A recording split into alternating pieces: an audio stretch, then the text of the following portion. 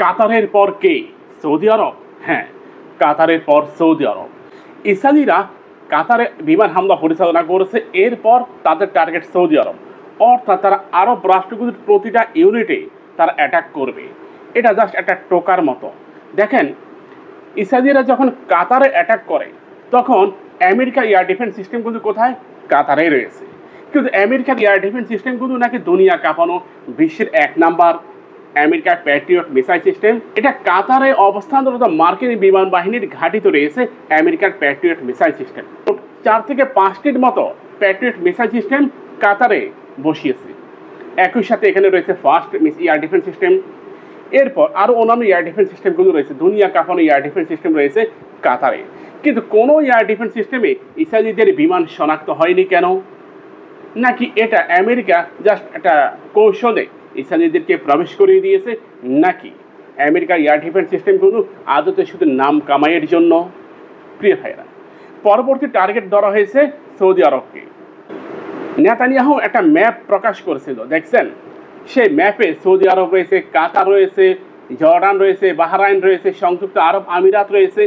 অর্থাৎ পুরো বিশাল একটা ইউনিট তারা দখল করে এখানে তারা গ্রেটার একটা রাষ্ট্র তৈরি করবে। ইহুদিবাদের বিশাল একটা রাষ্ট্র তৈরি হবে। এই রাষ্ট্র তৈরি হওয়ার পিছনে ইরাক, ইরান, কাতার, এরপর বাহরাইন, ওমান থেকে শুরু করে সৌদি আরবের বিশাল অংশ, সুদান, ফিলিস্তিন পুরোটাই দখল হবে। এই দখল বাণিজ্যের মধ্যে সবচেয়ে বেশি ভোগান্তির মধ্যে এবং পুরো ইউনিট দখল হয়ে যাবে, পুরো রাষ্ট্রটাই দখল হয়ে যাবে কাদের? জর্ডান এবং ফিলিস্তিন। এই দুটি রাষ্ট্র ইসরায়েলিরা পুরোপুরি দখল করে নেবে। এটা তাদের মূল খায়েশ। এই পুরোপুরি দখল করতে গিয়ে তারা পুরো আরব অঞ্চলকে একটা বার্তা দিতেছে। সম্প্রতি জর্ডানের বাদশাহ আবদুল্লাহ তিনি কাতারে অ্যাটাক নিয়ে বক্তব্য দিয়েছেন। তিনি এর তীব্র নিন্দা জানিয়েছেন। দেখেন, এই যে আমরা বলি 57টা মুসলিম রাষ্ট্রের মধ্যে 30টা রাষ্ট্র, 40টা রাষ্ট্র যদি ঐক্যবদ্ধ হতে পারে, একটা বিশাল সামরিক ইউনিট তৈরি করতে পারে ন্যাটোর মতো, তাহলে দেখবেন লেজ গুটিয়ে পালাবে। আমেরিকা ও ইসরায়েলিদের পরবর্তী টার্গেট হচ্ছে সৌদি আরব। দেখেন, মুসলিম উম্মার মাথা বলা হয় সৌদি আরবকে, মাথাটা। যেমন হাতের প্রধান আঙ্গুল কিন্তু আপনার এই বৃদ্ধ আঙ্গুলটা, এই আঙ্গুলটা যদি কেটে দেওয়া হয় আপনি জীবনও ভাত খেতে পারবেন না, জীবনও স্বাভাবিক কোনো কাজ করতে পারবেন না। এই আমেরিকা ও পশ্চিমা দুনিয়া এটা চায় যে এই আঙ্গুলটা কেটে দিতে, মানে সৌদি আরবকে থামিয়ে দিতে। সৌদি আরব তাদের পক্ষে অবস্থান গ্রহণ করে ঠিক, কিন্তু ওদের টার্গেট হচ্ছে সৌদি আরবকে একেবারে থামিয়ে দেওয়া, এমনভাবে যে নত জানু অবস্থায়। এখন নত জানু অবস্থায় যদি সৌদি আরব থেমে যায় তাহলে এর ফলাফল কী হবে? অত্যন্ত ভয়ঙ্কর হবে, হৃদয় বিদারক হবে। সৌদি আরবের কিছু অংশ যদি ফিলিস্তিনিদের দেওয়ার কথা বলে ইসরায়েলিরা দখল করে নেয়, দেখবেন এখানে তারা আবার বসতি নির্মাণ করবে। আমেরিকা সৌদি আরবে ভূমি দখল করবে কিভাবে?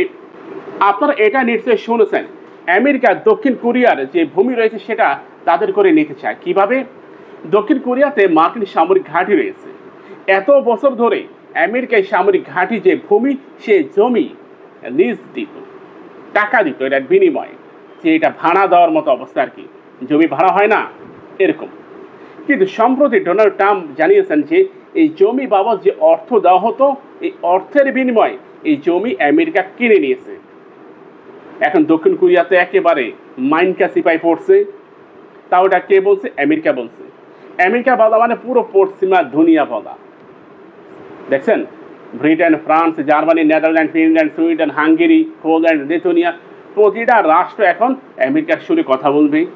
তার মানে দক্ষিণ কোরিয়াটা ফ্যাঁসে পড়ছে। এখন দক্ষিণ কোরিয়ার ফ্যাঁস সৌদি আরবে গেছে কিভাবে? আমেরিকার সামরিক ঘাঁটি রয়েছে সৌদি আরবে, রয়েছে কাতারে, রয়েছে বাহরাইনে, রয়েছে জর্ডানে, রয়েছে ওমানে। বুঝতে পেরেছেন? এই সমস্ত ভূমির একটু একটু অংশ যদি আমেরিকা এখন তাদের দাবি করে তাহলে কি হবে? পুরো মধ্যপ্রাচ্যের মোটামুটি একটা সিংহভাগ ভূমি আমেরিকার। আমেরিকা আন্তর্জাতিক আইনের বিভিন্ন সুতা দেখিয়ে এই সমস্ত ভূমি দখল করে নেবে। এটা নিয়ে ইতিমধ্যে বক্তব্য দিয়েছে কাতার। কাতার এটা বলেছে যে দক্ষিণ কোরিয়ার যে হিসাবটা আমেরিকার প্রেসিডেন্ট ডোনাল্ড ট্রাম্প প্রকাশ করেছে সেটা কাতার কখনোই মেনে নেবে না। কারণ কাতারের ভূমি সম্পূর্ণরূপে কাতার সরকার এবং কাতারের জনগণের। দেখেন, ট্রাম্প কিন্তু দক্ষিণ কোরিয়াকে বার্তা দিয়ে আরব রাষ্ট্রগুলিকে বুঝিয়ে দিয়েছে তোমাদের ভূমি আমার। এখন সৌদি আরব কি করবে? মোহাম্মদ বিন সালমান তো আমেরিকার বহু ফ্যাঁসে আটকা আছে, মোহাম্মদ বিন সালমানের প্রায় 99% সামরিক অ্যাক্সেসরিজ, অস্ত্র, গোলা বারুদ যা আছে সব কিছু আমেরিকা থেকে কিনা। এই কারণেই আমেরিকাকে ভূমি দিতে বাধ্য সৌদি আরব। আর এই ভূমিকে কেন্দ্র করে ভূমিটা দখল করবে কে? সৌদি আরব। কিন্তু ভোগ করবে কে? ইসরায়েলিরা। দেখেন, গ্রেটার ইসরায়েল এমনি এমনি হবে না, এটা তারা বাস্তবায়ন করবেই। আমার কথাগুলো মাথার উপর দিয়ে যাচ্ছে তো এখন বুঝতেছেন না, বুঝবেন আরো কিছুদিন যাক, তাহলে আপনারা এটা খুব ভালো করে বুঝবেন। এই পৃথিবীতে ইসরায়েলিদের তিনটা রাষ্ট্র, যে তিনটা রাষ্ট্রে ইসরায়েলিদের সর্বাত্মক নিয়ন্ত্রণ রয়েছে। এর মধ্যে 1 নম্বরে রয়েছে আমেরিকা, 2 নম্বরে রয়েছে ব্রিটেন, 3 নম্বরে রয়েছে ভারত। এই তিনটা রাষ্ট্রে ইসরায়েলিদের 100% নিয়ন্ত্রণ রয়েছে। বুঝতে পেরেছেন? ইসরায়েলি এমন একটা জাতি যে তারা চাইলেই যা চাইবে তাই হবে, এটা কেউ ঠেকাতেই পারবে না। এই জন্যই আজকের ভিডিওর টাইটেল এটাই, যে কাতারের পর সৌদি আরব, মোহাম্মদ বিন সালমানের খুলি উড়ে যাবে, ঠেকাতে পারবে না। আমাদের চ্যানেলটিকে সাবস্ক্রাইব করুন, পাশে থাকা বেল বাটনে ক্লিক করে আমাদের সাথে যুক্ত হন।